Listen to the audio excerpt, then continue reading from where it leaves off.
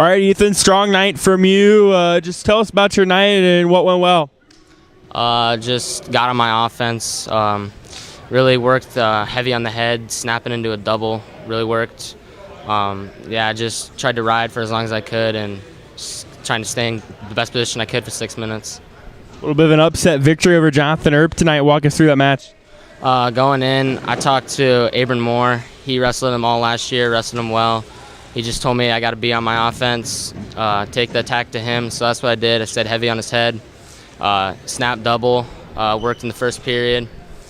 Second period, he got rode out. Third period, he chose neutral, took him down, put him on his back, and pinned him. Coming off a solid cross-country season, how do you feel like that kind of maybe helps you for wrestling? Obviously, you probably don't have any trouble getting into shape. No, it really helps going 6 minutes hard. My coaches tell me to go suicide pace, try to push them to where they can't go, break them. That's what I try to do. Try to go as hard as I can for 6 minutes, pushing where they want to quit. After a strong performance like tonight, how do you try to build off that going forward? Just keep going, win it match by match. Yeah, just keep on my attacks. All right, Kale Roller of Atlantic Cam goes 3-0 tonight, and the Trojans go 3-0 in duels as well. Kale, just tell me about your guys' night individually and as a team.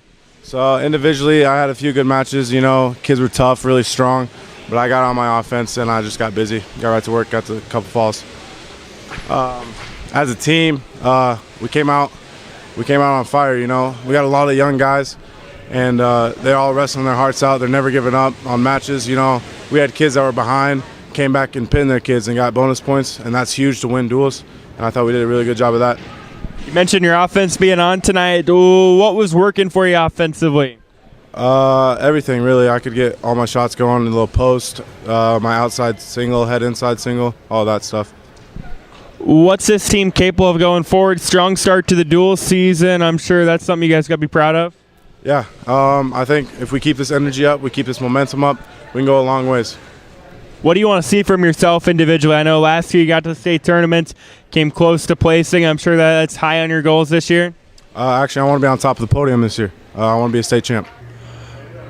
All right, Coach, 3-0 on the night against a trio of pretty good dual teams. I'm sure you had to like what you saw from your team.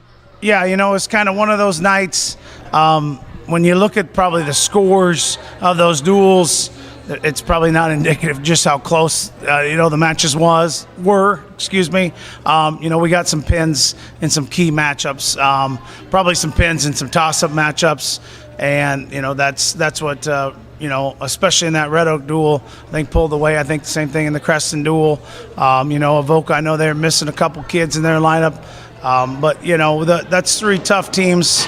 We're just happy to get out of here with, I thought, we could go on 3 on the night coming in. I didn't know what to expect. I knew it was going to be that much of a battle. I thought our kids showed up and wrestled hard. Ethan Folman was one of those guys, big wins for him. Tell me about kind of his progression. Yeah, Ethan's a kid that was JV in our lineup last year, but kept worked hard this spring and summer.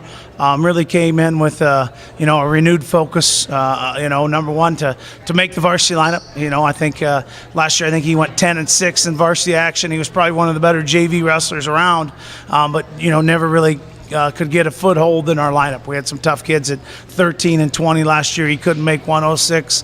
So it's fun to see him progress. That's what it's about, and that's what we tell our kids.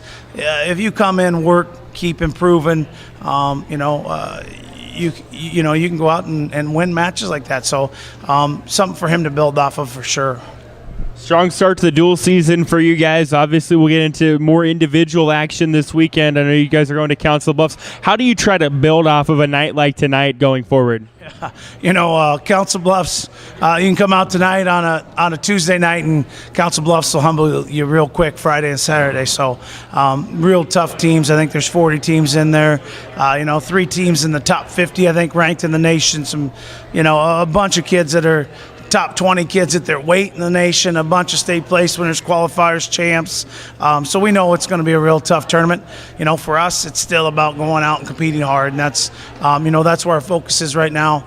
And as the season moves along, then then we can start looking at individuals and matchups and breaking some more things down. But right now, we're just glad to see our kids out there competing and opening up, trying to score points.